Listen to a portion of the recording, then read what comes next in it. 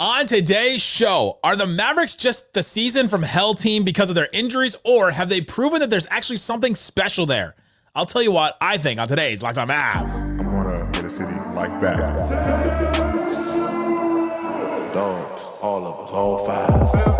You are Locked On Mavs, Great, Wesley. your daily Dallas Mavericks podcast. No one's dying. Part of the Locked On Podcast Network. Still can't leave me alone. Your team every day. Gotta be born with it. Dog guts.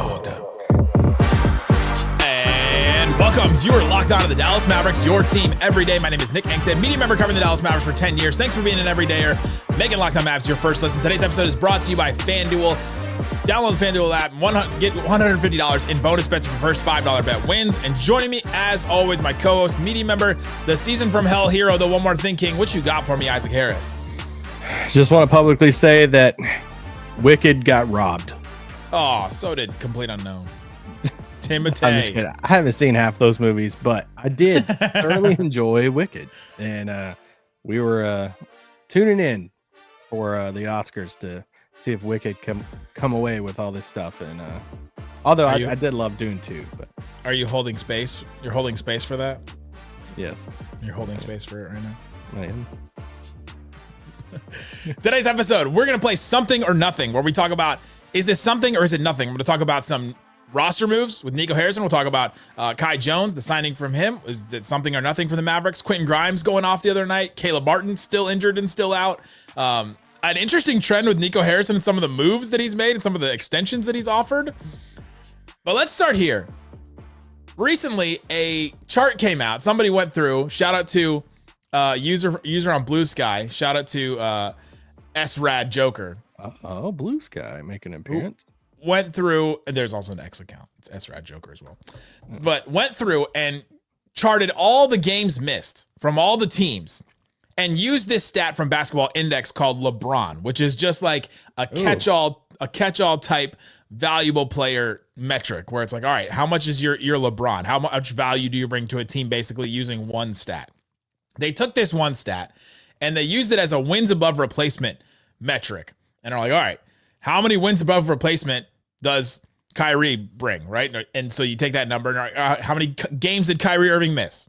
They took all that together, put this formula together, and came up with the team that has missed the most amount of valuable players because of them being inactive. Because of injury, I guess suspensions counted on this as well. And the Dallas Mavericks came out as the most impacted team by a lot, by the most. They've missed 10 wins above replacement because of their injuries, according to the LeBron War missed stat here. And I believe that. The Magic are at 8. The Hornets are at 8. I don't know if the Hornets have 8 more wins, but then so they are. I don't know if that's exactly how it works. The Knicks 8. The Nets were a little bit under 8. Thunder a little bit under 8, and all that. They missed teams that have missed a bunch of games. But the Mavericks have missed the most. So are the Mavericks just in the season from hell? The Pelicans were actually way down on this list. I was surprised. They were below the Sixers. Yeah, that's what I was going to ask. Below Grizzlies, Lakers. It's about the what the players do when they play this season. So like Embiid's not getting a lot of value in this, even though he's missed games because he hasn't brought a lot of value this season and all that.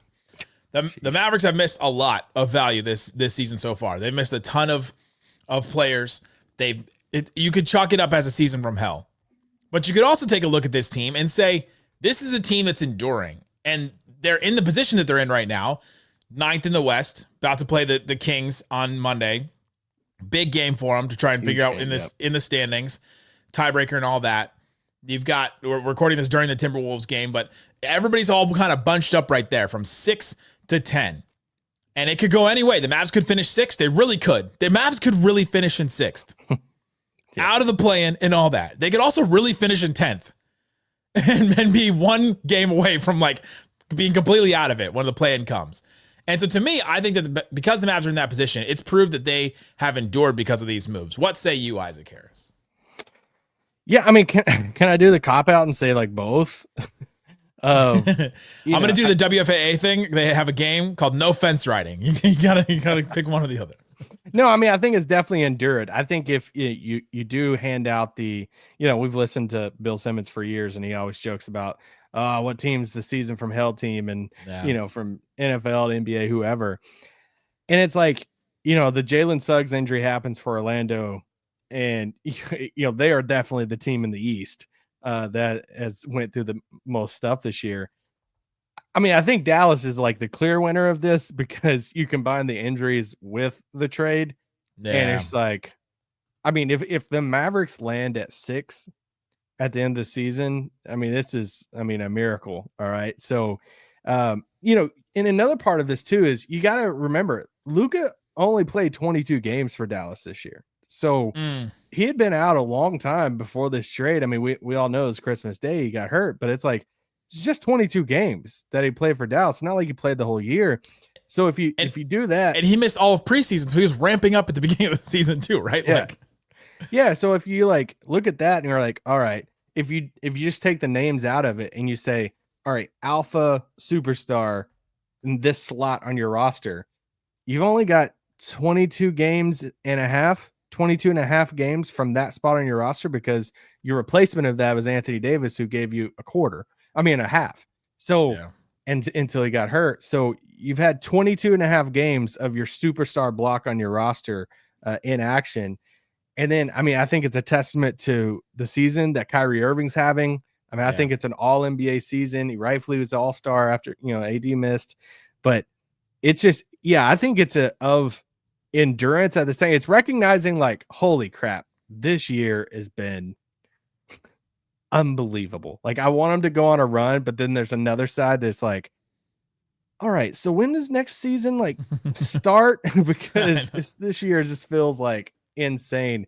But I think the true story is the endurance of these guys that they fought through all this. Yeah, I think we both think that this is something.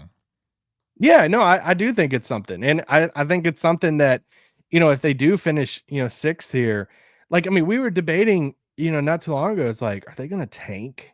Like, are they going to go for, a 10th, 11th, 12th pick, somewhere through there? They have their pick this year. But it was all dependent on like the Anthony Davis like injury news, which that day is coming up on Thursday for all three bigs. So we'll see what happens with that. But it's just you kind of had a reason if they kind of packed it in, you kind of understood it. Once AD went down, it's like, dude, it's going to be a month or so long recovery. We've put a ton of miles on Kyrie. You swap out Grimes for Caleb Martin, and Caleb Martin's not playing at all either. So you lose that another rotation piece. You're down to literally signing Kyler Kelly, which none of us knew who this was.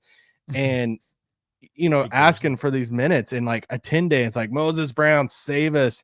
Like, there's every reason in that after post Luka trade for it to be like, hey, we're just going to kind of pack this thing in for this year. But these dudes are not like pack it in type of guys. Like, they're like, heck no.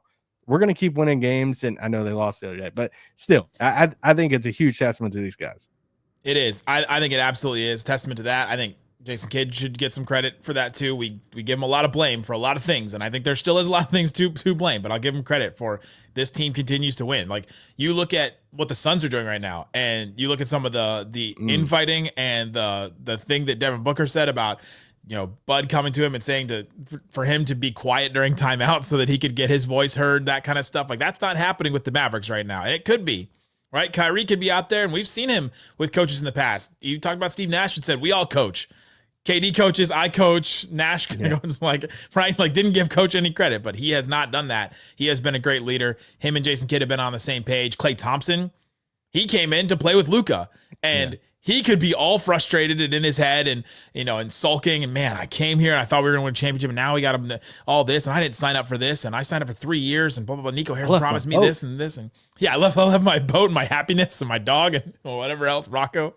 But he's not, and he's stepped up, and I think in a big way as a veteran and as a player on the court. And I think that the Mavs, having missed this amount of games and having missed the most games, at least value-wise, in the NBA, is a testament to their endurance between where they are right now. They have a winning record. They're 4 games over 500 right now. Tied. They're same record as the Timberwolves. And they haven't been injured as much. They've had some injuries, but they haven't been injured as much. The Kings haven't been injured as much. They have this Sabonis one now, but Warriors have had some injuries, but they made their trade and they're tied right there with them.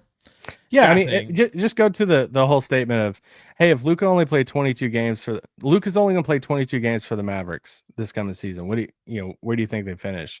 Yeah, They're out like, of the first like 50, yeah, we even like right now. I mean, until AD plays 60. again, you could just say that statement. It's like, hey, Luka's is going to play 22 games, and it's like out of the first, like 60 games or something. You're like, dude, fighting for the 10th, which is not super far off, but it's still like. It's just crazy that they're still in it. And you're like, all right, well, if Luka's out, then that means Kyrie's going to have an amazing season. They're going to, a couple of these things that has happened. The point of this stat, though, is it wasn't just the Luka injury. Like it also counts Lively and Gafford and PJ and like all these other XM missing games. It counts all those guys in for this. And the Mavs have had more injuries than just. I mean, we're dealing with it right now. I mean, this counts AD too. AD has now missed a bunch of games for the Maverick. Caleb Martin has missed a bunch of games. Lively's still out for games. I mean, Dwight Powell missed a bunch of games, and he's been back, and now the Mavs. And so all that to count it up. Where's my locked on NBA? Count it up. Count it all up, Isaac. Coming up, let's get into something or nothing. The March 6th date. Is that a real deal, or are we just all waiting for another kick the can down the road? I have a theory. I'll tell you. Coming up.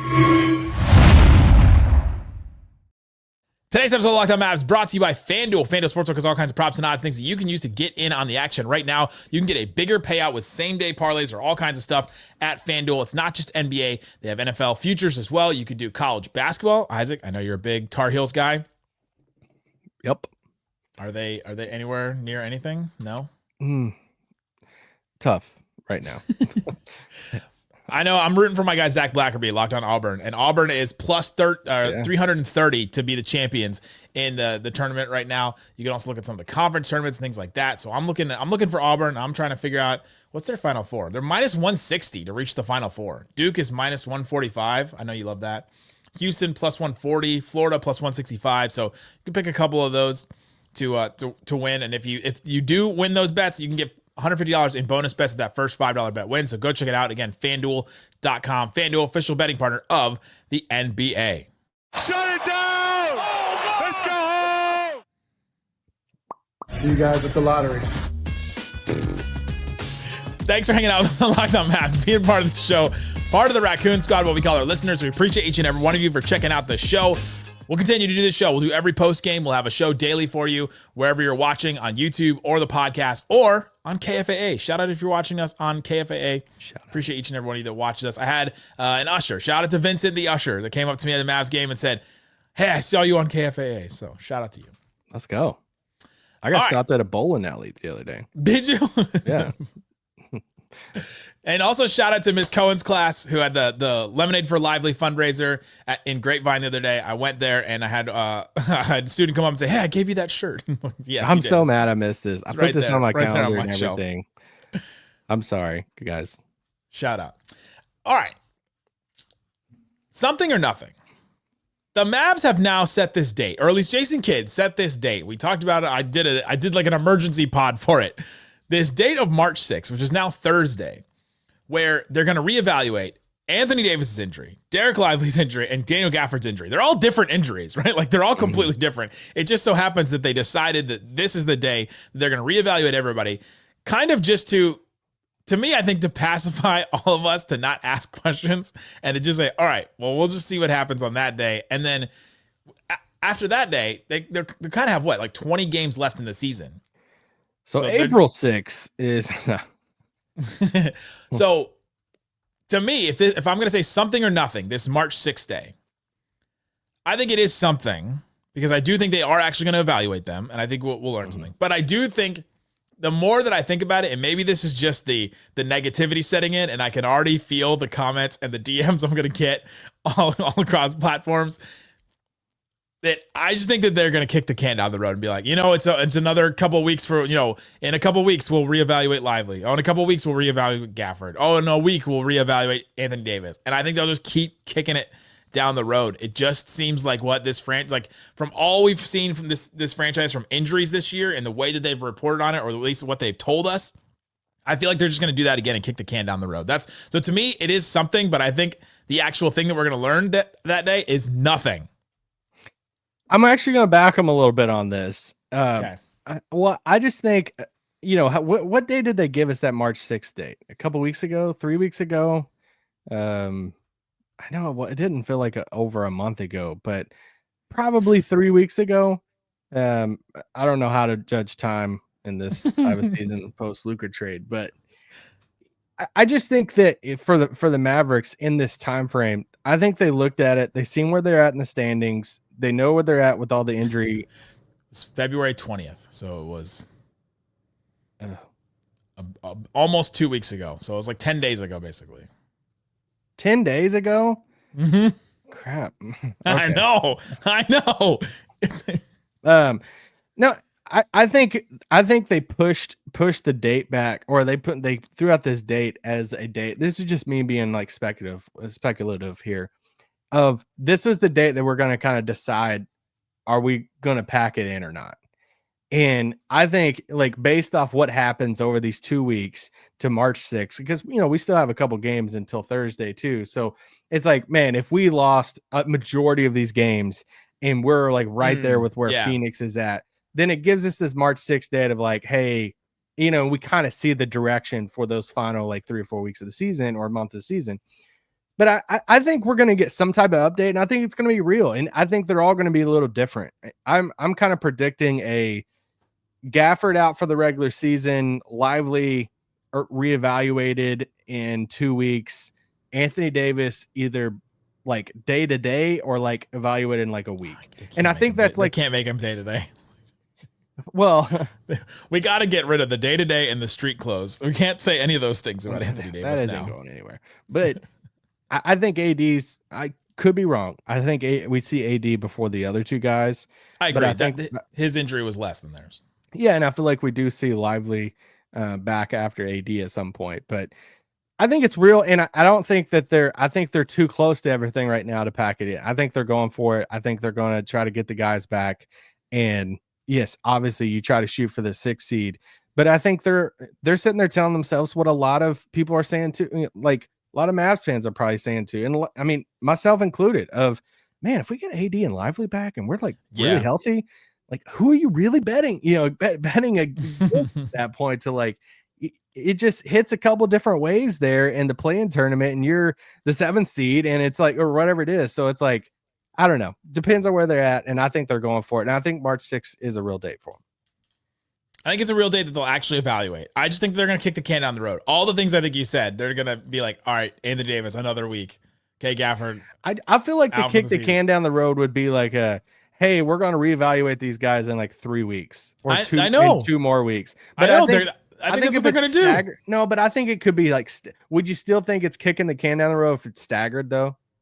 Like, hey, AD's in a week. Lively's that might actually be worse to me. That might be worse than they like, all right, we'll give you 3 different dates that you guys can be excited about later. But I do think you're right about they wanted to give themselves a date in the future to look at and say, okay, how have we performed in this time? Because they won 4 out of 5 after the AD injury. They won that Houston game. I'll count that one.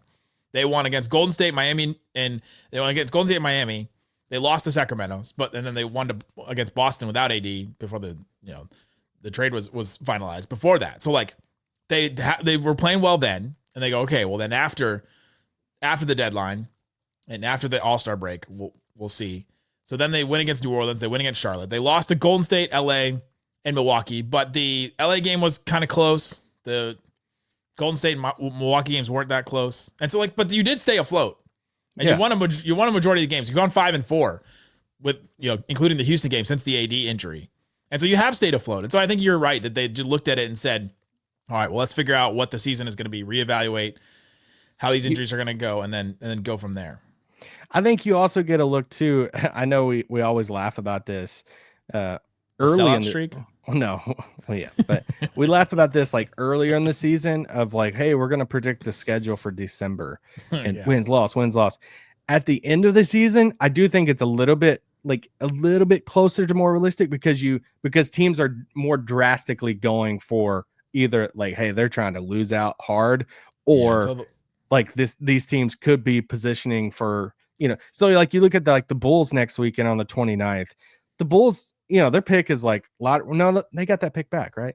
They did get the pick back. That's the only thing they got back in the but still, it's like, they're going for like lottery pick stuff. They just, the Sixers are going. The Sixers want to lose. Exactly. Sixers, coming up on the 16th there. So Spurs. It's like, you can look at some of these teams there and you're like, all right, it's final month of the season. They're really, but then you can, so I think that's another thing about pushing that date to March 6th. It's not just about your injuries or how many games you won until then. It's also a chance to be like, all right, how many of these teams remaining on our schedule are going to be trying for the ping pong balls at that point too? And they got a decent amount of those teams to do. So I don't know. I mean, they could also, the March 6th on Thursday, they got the Kings and then the Bucks again.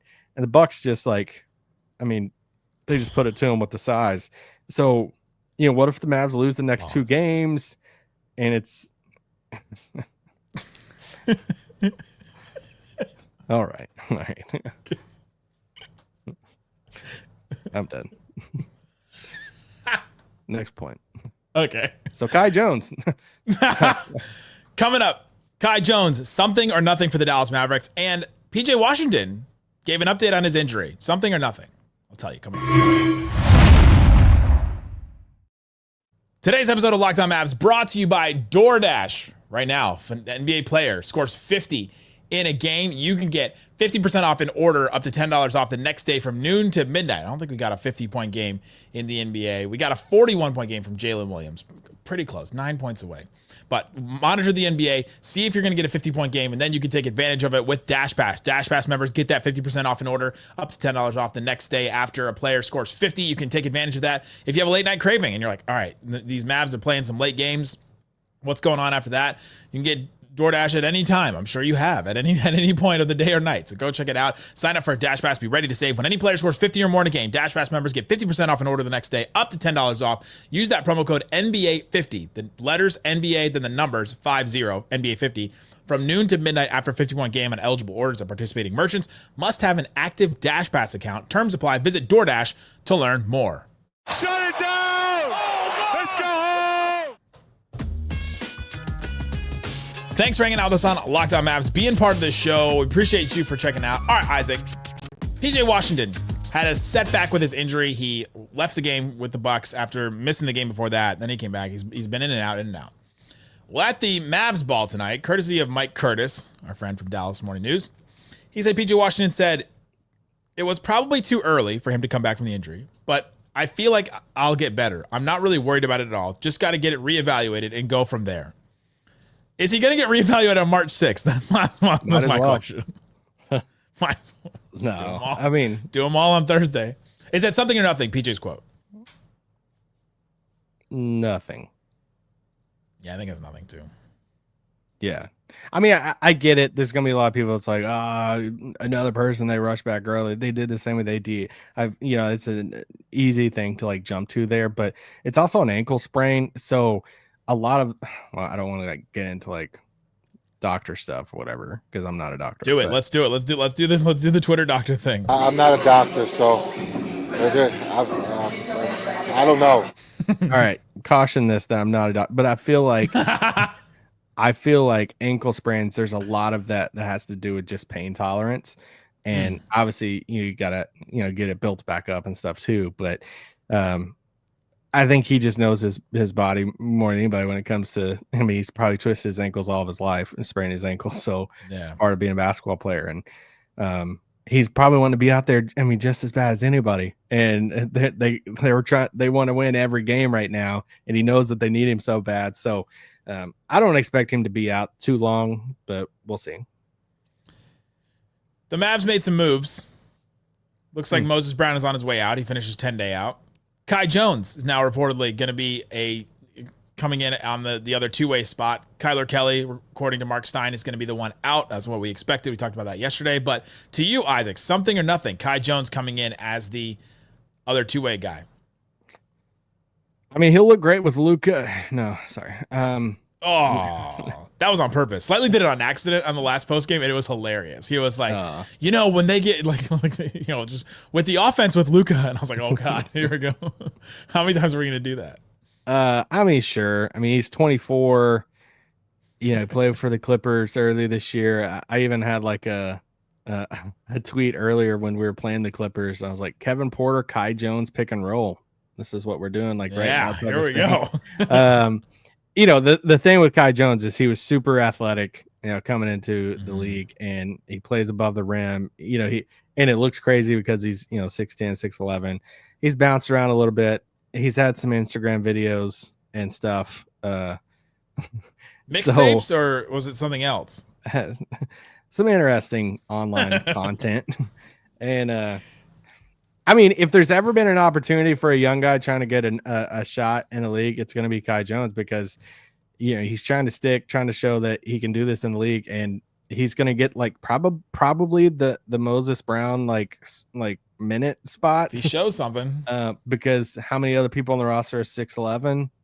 Him and Dwight's what, 6'10", 6'9" maybe. Yeah, no one else is 6'11" on that's available on the roster until March 6th maybe. So I'm gonna go. This is something, because I was so down on Moses Brown. The three of us me, you, and Slightly did a 3-man show where we talked about, and we kind of all were like, yeah, I just don't think that Moses Brown's gonna bring anything. We were all down on it, and I'm gonna be positive on this one, because I think it's not necessarily about the player. It's about what the Mavericks can do with a big man, how they can use a big man like that. And I think that their ability to put those players in the right positions, to create space, to create the right looks for him, Kyrie to set up guys, Clay to play with play off a big man, everybody else around him. Moses Brown had 20 points, 11 rebounds. He had 18 points and 9 rebounds in his last 2 games. To me, that was something. And I think it might say more about the Mavericks than it does about that player like Moses Brown himself. I hope Moses Brown gets picked up. I hope that he goes and and plays somewhere else. It'd be hilarious if it was the Lakers. We'll see. But I do hope he gets an opportunity. But I think that the Mavs are able to help a player like that because of their vets, because of how they've set up bigs, because they're so used to playing with bigs with Gafford and Lively too. Yeah, and the Mavs will have to make a decision soon. Like, I think it's not big at all compared to where Dallas is at, but like one of the small things you got to watch for Dallas now is the Kessler Edwards spot is reaching game limit. Yeah, he was inactive last game. Yeah, in order for you to be eligible for the playoffs, you got to be on a standard contract.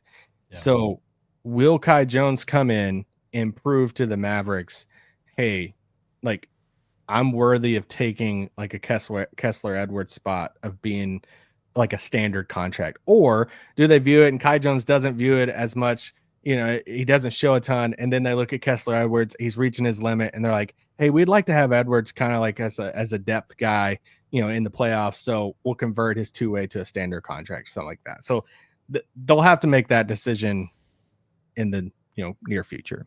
Yeah, but Kai Jones, then sure, he's gonna catch lobs. He looks like a gazelle out there when he's running the floor. And crazy athlete, just a different type of center compared to Moses. Is more I don't know, more of like, it's like a bigger, more he's a vertical threat that he's 7'2". It's like more about size than it is about athletic ability. Kai Jones is about athletic ability. Yeah, so but it's a heck of an opportunity for him. So absolutely. Let's do this last one. We'll save some of these for a different day. But Quentin Grimes scored 44 points in a win against the Warriors for the Sixers the other day. To you, for the Mavericks, is that something or nothing? I don't think it's anything. Never been more disappointed in you.